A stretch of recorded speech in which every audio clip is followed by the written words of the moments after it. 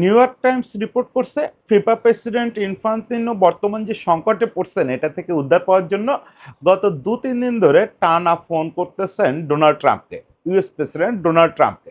কিন্তু ট্রাম্প সেই phone receive করতেছেন না। শেষ পর্যন্ত নিরুপায় হয়ে ইনফান্তিনো নাকি ইউএস এর পররাষ্ট্রমন্ত্রী মার্কো রুবিওর অ্যাপয়েন্টমেন্ট চাইছেন, যদিও হোয়াইট হাউস মার্কো রুবিওর অ্যাপয়েন্টমেন্ট চাওয়ার অংশটা অস্বীকার করছে। কিন্তু ডোনাল্ড ট্রাম্পকে ফোন দেওয়া হচ্ছে, সেটা রিসিভ করতেছেন না, এ ব্যাপারে তারা মন্তব্য করতে চায় নাই। তার মানে এটা সত্যি।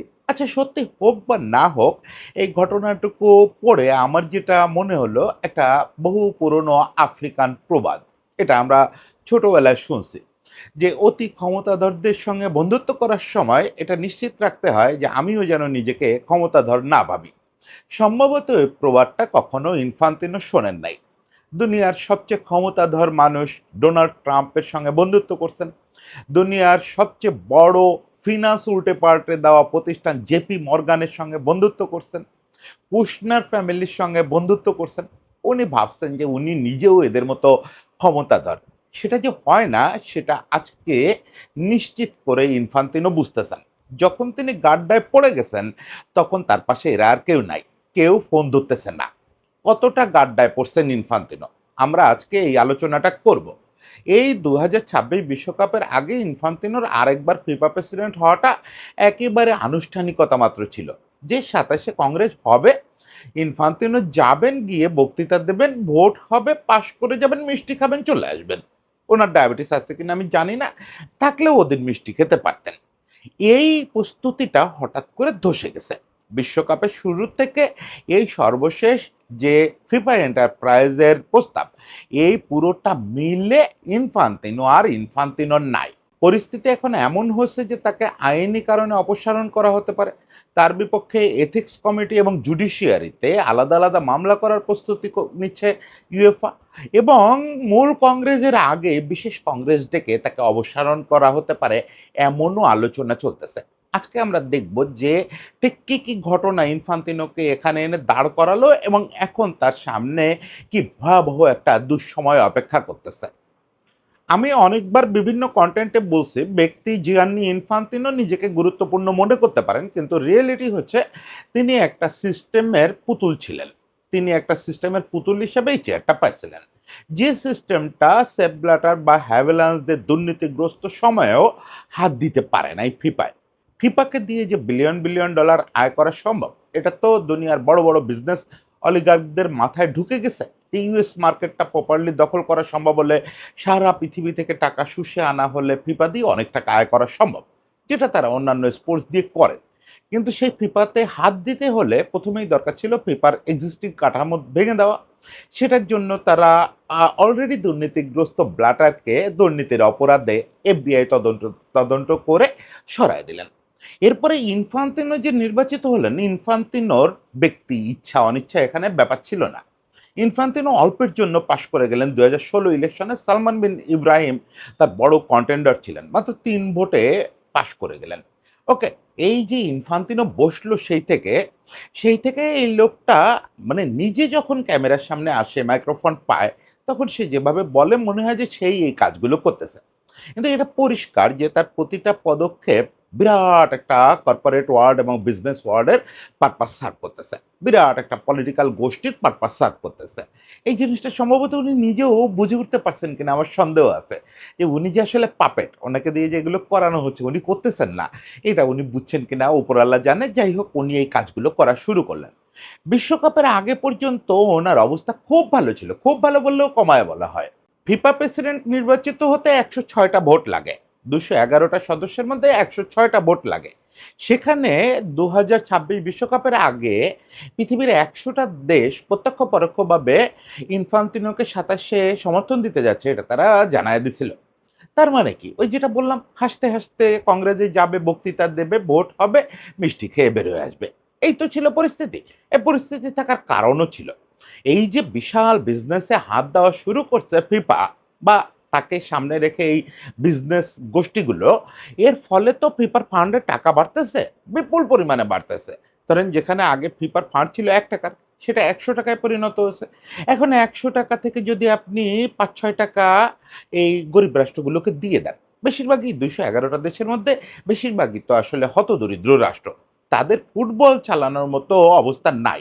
ফুটবলটা চলে শুধু এইসব অনুদানের টাকায়। এসব রাষ্ট্রের বেশিরভাগ মানুষ না খেয়ে থাকে। রাষ্ট্র কি ফুটবল চালানোর মতো অবস্থায় আছে? ফলে ফেডারেশনগুলো ওই ৳৫ ভাগ করে দিলে ভাগে যে ৫ পয়সা করে পড়ে, ওটাতে মারাত্মক খুশি। ফলে তারা সবাই ইনফান্তোরে ফুটবল দেবতা মনে করে যে এই লোক আসছে, এই ব্লাটার তো আমাদের এত টাকা দিতে পারতো না। হ্যাভিল্যান্স তো কোনোদিন আমাদের এত টাকা দেয় নাই। এত টাকা যে পাওয়া সম্ভব তাও তো আমরা কল্পনা করি নাই। এই কোথায়, কোথায় বিরাট, বিরাট স্টেডিয়াম বানাচ্ছে লোকেরা, বিশাল, বিশাল ঝাঁ চকচকে একাডেমি বানাচ্ছে। মানে ফুটবল সংশ্লিষ্ট লোকেদের হাতে টাকা আর টাকা। এশিয়া, আফ্রিকা, লাতিন আমেরিকার যে তুলনামূলক অসচ্ছল ফেডারেশনগুলা, তারা আসলেই জীবনে এত টাকা দেখে নাই। ইনফান্তিনো তাদের যত টাকা দেখাইছে। একই সঙ্গে ইউরোপ এবং কনকাকাফ এলাকা মানে উত্তর আমেরিকা, তারাও তো দুধে ধোয়া তুলসী পাতা না। আজকে তারা বিদ্রোহ করতেছে দেখে আপনি যদি ভাবেন ওরা খুব অনেস্ট হয়ে গেছে আর শুধু আমরাই ডিসঅনেস্ট, তা তো না। ওদেরও স্বার্থটা মিলে যাচ্ছিল বারবার ইনফান্তিনোর সঙ্গে। ১ম ক্লাসটা হলো আসলে ক্লাব ওয়ার্ল্ড কাপ নিয়ে। আপনারা হয়তো ভাববেন আজকে এই যে ফিফা এন্টারপ্রাইজ নিয়েই সমস্যাটা চূড়ান্ত আকার ধারণ করছে, এটা সত্যি। কিন্তু এটাই একমাত্র সমস্যা না। ১ম সমস্যাটা হলো ফিফা ক্লাব ওয়ার্ল্ড কাপ নিয়ে। এর আগ পর্যন্ত দেখেন উয়েফারই কিন্তু সবচেয়ে বেশি সমর্থন ছিল ইনফান্তিনোর প্রতি। কনকাকাফেরই কিন্তু সবচেয়ে বেশি সমর্থন ছিল ইনফান্তিনোর প্রতি। আজকে ভিক্তর মন্তাগলিয়ানি হচ্ছে ইনফান্তিনোর সবচেয়ে বড় সমালোচক এবং আগামী নির্বাচনে হয়তো বড় প্রতিদ্বন্দ্বী হবেন। সেই মন্তেগলিয়ানি তো দুদিন আগে এই ক্লাব ওয়ার্ল্ড কাপের আগ পর্যন্ত খুব সমর্থক ছিল না ইনফান্তিনোর। ইনফান্তিনোর দোস্ত মানুষ। ক্লাব ওয়ার্ল্ড কাপ কি সমস্যাটা করলো? ক্লাব ওয়ার্ল্ড কাপকে আরেকটা দুধ দোয়া ইভেন্ট হিসাবে ফিফার সামনে আনলো। ফিফা আর উয়েফা ওই সময়টা কম্পিটিশন করতেছিল কে কত বেশি টুর্নামেন্ট করতে পারে, কত বেশি খেলোয়াড় নিংড়ানো যায়। ইউএফার হাতে ঘা লাগলো যে ভাই খেলোয়াড়দের তো আমি নিংড়াচ্ছি, আমাকে নিংড়াতে দাও। তোমাকে বছরে একটা দেই, ৪ বছরে একটা বিশ্বকাপ দেই। এছাড়া ছুটকো ছাটকা যুব বিশ্বকাপ তো করে খাচ্ছ নানা রকম, এগুলাতে হাত দিও না। ক্লাব ওয়ার্ল্ড কাপ তুমি করতে এসো না। ক্লাব ওয়ার্ল্ড কাপ করলে আমার দুটো সমস্যা হয়, আমার সারা বছর ক্লাবগুলোকে শান্ত রাখতে কষ্ট হয়, কারণ ওদের খেলোয়াড়রা এই শেষ সময় এসে ১-১.৫ মাসের একটা বিরাট পরিশ্রমে পড়ে। আর দ্বিতীয় কথা যে এই জিনিসটা তো আমার স্টেক, মানে এইখান থেকে ক্লাব জিনিসটাই তো আমি খাই, উয়েফা খায়, সেখানে তুমি কেন হাত দিছ? এইটা নিয়ে তাদের ১ম মতবিরোধটা শুরু হলো। এরপরে বিশ্বকাপ জুড়ে আসলে ফিফা যেগুলো করছে, এটা মিনিমাম চক্ষু লজ্জা থাকলে কোনো অসৎ লোকও সহ্য করতে পারে না। উয়েফার লোকগুলোকে আপনি যদি অসৎও ধরে নেন, এই মন্তেগলিয়ানি মানে কানাডার যিনি, ওনাকেও যদি অসৎ ধরে নেন, তাও চক্ষু লজ্জা তো আছে এটলিস্ট এদের, এরা নিতে পারে নাই। বিশ্বকাপের শুরুতে বা ওই যে ক্লাব ওয়ার্ল্ড কাপের শেষ দিকে এসে যখন ডোনাল্ড ট্রাম্পকে একটা ফিফা পিস প্রাইজ দেওয়া হলো, এইটা আসলে ফিফার ভেতরের যে লোকজন বা একটু সভ্য দেশগুলো বলে যারা নিজেদের দাবি করে, ধনী রাষ্ট্রগুলো, তারা কেউ নিতে পারে নাই। যে এইটা কি হলো? ইভেন ইউএস এর বন্ধু রাষ্ট্রগুলো এটার সমালোচনা করছে। ফিফার মূল নীতি চার্টারে দুটো। একটা হচ্ছে আমরা লাভ থেকে দূরে থাকবো, একটা হচ্ছে আমরা রাজনীতি থেকে দূরে থাকবো। ইনফান্তিনো তো দুটোই ধসায় দিয়েছেন। রাজনীতির সঙ্গে যতভাবে পারা যায় বন্ধুত্ব করছেন। ডোনাল্ড ট্রাম্পকে নোবেল পিস প্রাইজ দেওয়া হোক, একথা উনি প্রকাশ্যে বলছেন। আপনি ফিফা প্রেসিডেন্ট হিসেবে এটা বলতে পারেন না, এটা বাকিরা লজ্জায় মুখ লুকাচ্ছে যে তুমি কি করে এটা বলো? ডোনাল্ড ট্রাম্প পিস প্রাইজ পাবে না কে পাবে তাতে তোমার কি? এটা তুমি বলতে পারো না। ওকে, সেটা বললো, দুদিন পরে ফিফা পিস প্রাইজ নামে একটা প্রাইজ বানালো, বানায় তার হাতে তুলে দিল। কেলেঙ্কারির এক শেষ। এরপরে বিশ্বকাপ জুড়ে তো যাচ্ছে তাই কাণ্ড হলো। এটা ইউরোপিয়ানরাও চিরকাল করে আসছে। কিন্তু এবার জিনিসটা যেহেতু চক্ষু লজ্জার, ওই যে বারবার বলতেছি যে চক্ষু লজ্জার যে সীমা সেটা অতিক্রম করে গেছে। এই ইরানি খেলোয়াড়দের ইউএসএ তে ঢুকে রাত কাটাতে দেওয়া হবে না। তোমরা খেলে চলে যাবা। সোমালিয়ান রেফারি এই ভদ্রলোকের ইউএস ভিসা থাকার পরেও এন্ট্রি বন্ধ। তারপরে এরকম ওই যে লুম্বুবা ফ্যান যে প্যাট্রিক লুম্বুবার, তাকে ঢুকতে দিল না ইউএসএ। তারপরে ছোটখাটো অনিয়মের তো শেষ নাই। রেফারিং নিয়ে হাজারটা অভিযোগ, এগুলো চলতেইছে, চলতেইছে। কতক্ষণ, কতক্ষণ চলতে পারে? সবাই বারবার ইউএফা এর মধ্যে বহুবার স্টেটমেন্ট দিছে যে এগুলো বিশেষ করে সবচেয়ে বেশি যেটা প্রতিক্রিয়া তৈরি করলো, ইউএস এর একটা খেলোয়াড় রেড কার্ড পেল, অটোমেটিক তার নেক্সট ম্যাচটা সাসপেন্ড থাকার কথা। শোনা গেল যে ডোনাল্ড ট্রাম্প ফোন দিচ্ছেন ইনফান্তিনোকে এবং সেটা আবার ডোনাল্ড ট্রাম্প প্রকাশ্যে নিজেই বললেন এরপরে আবার ওই খেলোয়াড়ের সাসপেনশন বাতিল হলো। ইনফান্তিনো বলার চেষ্টা করো যে এটা শৃঙ্খলা কমিটির ব্যাপার, আমি জানি না। তাই কি লোকে বিশ্বাস করে? ডোনাল্ড ট্রাম্প নিজে যেখানে বলছেন যে আমি ফোন দিছি আর আসলেই ওই সাসপেনশন বাতিল হয়েছে, লোকে তো ২ ৪ মিলায় ফেলছে। ইউএফা কড়া একটা প্রতিক্রিয়া জানালো, যেটা বর্ডার লাইন অতিক্রম হয়ে গেল এটার ভেতর দিয়ে। মানে ফিফা এন্টারপ্রাইজের প্রস্তাব আসার আগেই কিন্তু ক্ষোভগুলো জমতেছিল। জমতে জমতে একটা পাহাড় হয়েছে, সেই পাহাড়ের ওপরে বিস্ফোরণটা হয়েছে ফিফা এন্টারপ্রাইজ। ফিফা এন্টারপ্রাইজের ধারণাটা হচ্ছে জেপি মর্গানের, এখন বলা হয় যে আধুনিক দুনিয়ার অর্থনীতির গোপন নিয়ন্তা প্রতিষ্ঠান, অর্থনৈতিক প্রতিষ্ঠান জেপি মর্গান। তাদের আইডিয়া হচ্ছে যে তোমরা তোমাদের যত অর্থনৈতিক কার্যকলাপ, এই টিকিট সেলিং, ওয়ার্ল্ড কাপ আয়োজন, অমুক তমুক, এগুলো একটা আলাদা কর্পোরেশন দিয়ে করো। আলাদা কর্পোরেশন কিন্তু সেটা ফিফারই কর্পোরেশন।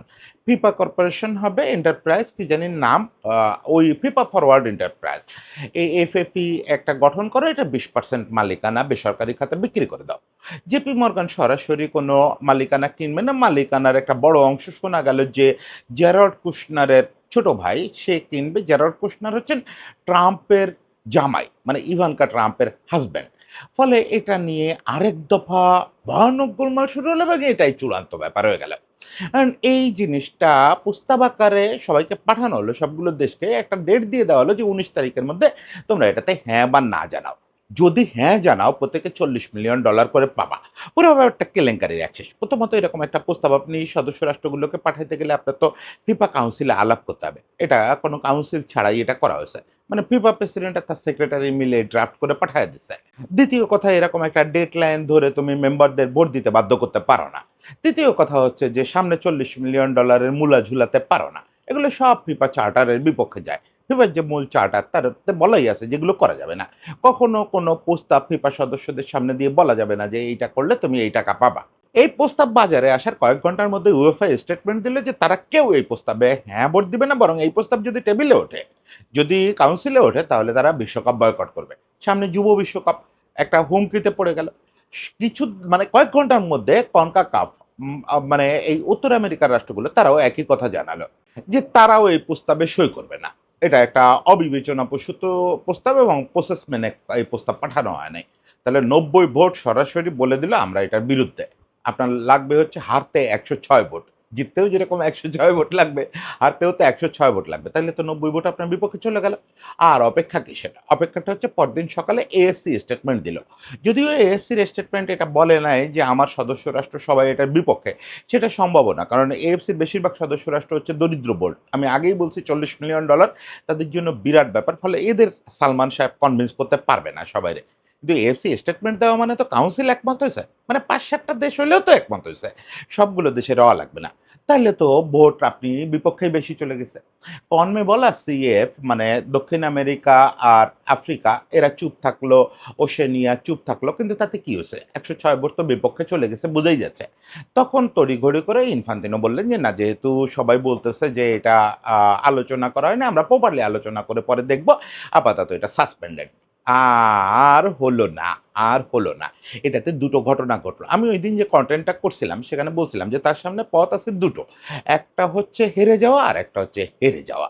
হয় জিনিসটা নির্বাচনে তোলা, নির্বাচনে তুলে মানে ভোটাভুটিতে তোলা, তুলে হেরে যাওয়া, নতুবা সদস্য রাষ্ট্রগুলোর কাছ থেকে সরাসরি অপসারণের নির্দেশ পাওয়া। এর মাঝখানে আরেকটা পথ ছিল, সেটা হচ্ছে রিট্রিট করা। রিট্রিট করলে সে সর্বত শেষ হয়ে যাবে।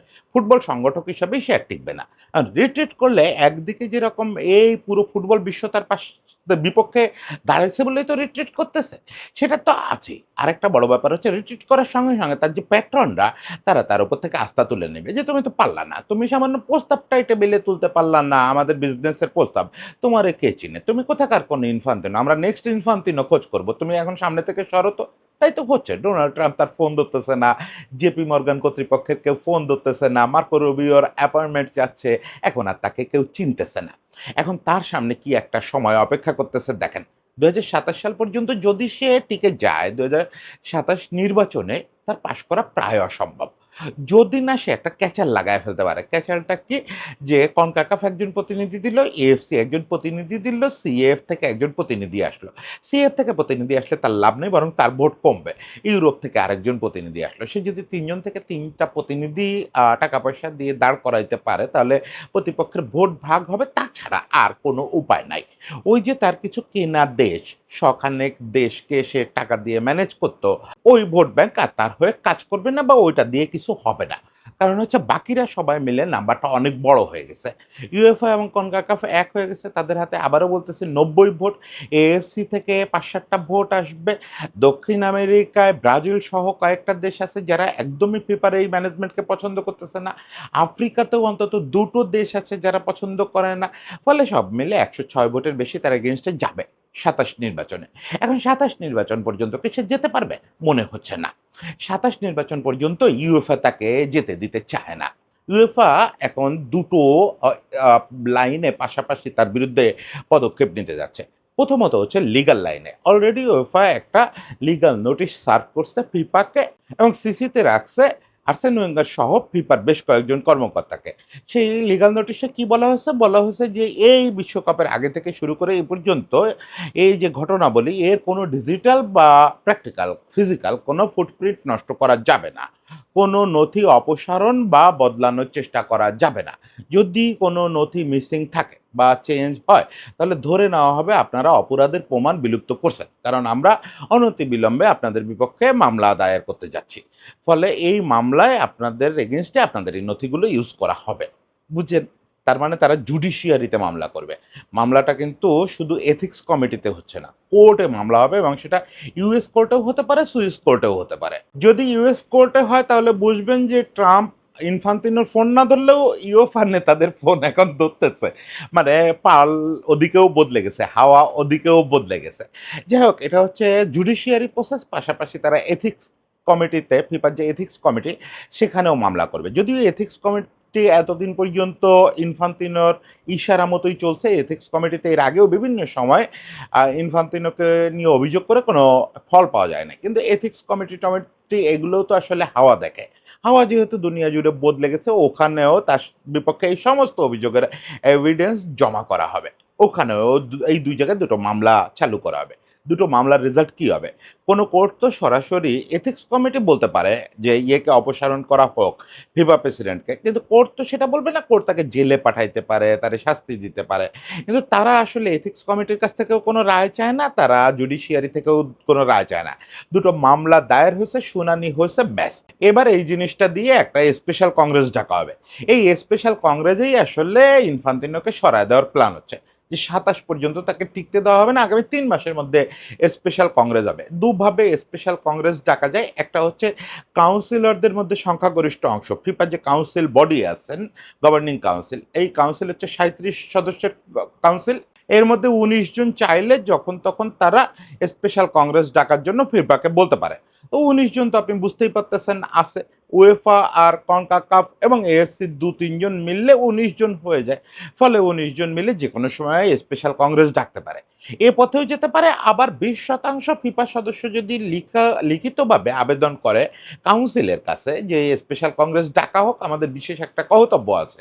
আমরা ফিফা প্রেসিডেন্টের দুর্নীতি নিয়ে কথা বলতে চাই। তাহলেও স্পেশাল কংগ্রেস আহ্বান হতে পারে। ফিফা প্রেসিডেন্টকে স্পেশাল কংগ্রেস থেকে ছাড়া সরানো যায় না।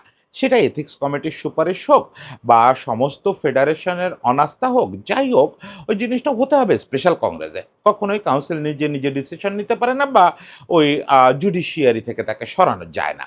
ফলে স্পেশাল কংগ্রেস আগামী ৩ মাসের মধ্যে ইউএফএ চাচ্ছে একটা স্পেশাল কংগ্রেস আনা।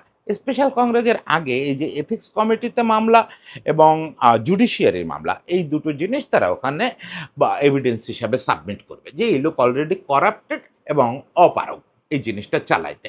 ফলে আমরা অনাস্থা আনতেছি। এখানে ১০৬ জন যদি হাত তুলে বলে যে আমরাও অনাস্থা আনতেছি, অলরেডি ওয়েলস, ইংল্যান্ড সহ কয়েকটা রাষ্ট্র অফিসিয়ালি অনাস্থা নিয়ে আসছে। মানে কংগ্রেসেরও অপেক্ষা করে নাই। এই অফিসিয়াল অনাস্থা খুব বেশি অর্থবহ না। কিন্তু তারা অলরেডি জানায় দিছে ফিফা প্রেসিডেন্টের বিপক্ষে নেক্সট যেকোনো অনাস্থা প্রস্তাব আনলে তারা ওই অনাস্থা প্রস্তাবের পক্ষে থাকবে এবং তারা তাদের সমর্থন তুলে নিচ্ছে এই প্রেসিডেন্টের উপর থেকে। তারা কিন্তু ইনফান্তিনোর পক্ষের ভোটার। ফলে তারা তাদের সমর্থন তুলে নেওয়াটা কিন্তু মিনিংফুল। যদিও সেটা সরাসরি কোনো প্রভাব ফেলে না, কিন্তু অর্থবহ ব্যাপার। ফলে আপনি মোটামুটি বুঝতে পারতেছেন যে আপাতত আগামী মাস ৩ এর মধ্যেই ইনফান্তিনোর অধ্যায় শেষ হয়ে যাওয়ার কথা। যদি এ ধাক্কা টিকতেও পারে ২৭ মার্চের পরে আর তার পক্ষে টেকা সম্ভব না। সম্ভব না এই কারণে যে এই অবস্থা থেকেও তাকে উদ্ধার করা সম্ভব ছিল ওই অলিগার্কদের বা ওই দুনিয়ার সবচেয়ে পাওয়ারফুল লোকেদের। কিন্তু তারা বুঝে ফেলছে যে এই লোকরে দিয়ে আর কিছু হবে না। এখন অন্য পথে হওয়াইতে হবে। আরো ভদ্রস্থ উপায়ে হয়তো হওয়াইতে হবে। আরো চক্ষু লজ্জা রেখে হওয়াইতে হবে। কিন্তু হওয়াইতে তো হবে। আমি মানে ইনফান্তিনো সরে যাচ্ছে, আর দুনিয়া সুবাতাসে ভরে যাচ্ছে। আবার শস্য শ্যামলা, সুজলা, ন্যায় নিরপেক্ষ একটা পৃথিবী তৈরি হবে, ফিফা বদলে যাবে এই আশা আমি করি না। ফিফা কি হইতে পারে? বড় যে চক্ষু লজ্জা সম্পন্নভাবে বাণিজ্যিক হইতে পারে নেক্সট টার্মে। যে প্রেসিডেন্ট হন, এই সালমান বিন ইব্রাহিম বা ওই যে কানাডার ওই ভদ্রলোক, যে প্রেসিডেন্ট হোক, এরাও শেষ পর্যন্ত বাণিজ্যের পথে হাঁটতে বাধ্য হবে। কিন্তু সেটা হয়তো একটু চক্ষু লজ্জা সম্পন্ন কোনো একটা উপায় বের করা হবে। সেই উপায় যে ইনফান্তিনোকে দিয়ে হবে না, এটা তো তার বসরা বুঝে গেছে। ফলে তার ফোন এখন আর কেউ ধরতেছে না, এবং এটা মোটামুটি নিশ্চিত যে তাকে ঠেকানোর জন্য আর কোনো পদক্ষেপ কেউ নেবে না। এই হয় শেষ পর্যন্ত। কেউ যদি নিজের অওকাতের বাইরে গিয়ে নিজেকে ক্ষমতাসীন ভেবে বসে, তাহলে তার পরিণতি এই হয়। ইনফান্তিনোর এই পরিণতিটা আমাদের স্পোর্টসকে একটা শিক্ষা দিয়ে গেল যে আপনি স্পোর্টসের সঙ্গে খেলা করবেন ততক্ষণ পর্যন্ত, যতক্ষণ পর্যন্ত আপনি স্পোর্টসকে শেষ করে দিতে না চান। স্পোর্টসকে শেষ করে আসলে খেলা করা যায় না। এই শিক্ষাটা সবাই মনে রাখলেই হবে। সবাই ভালো থাকবেন।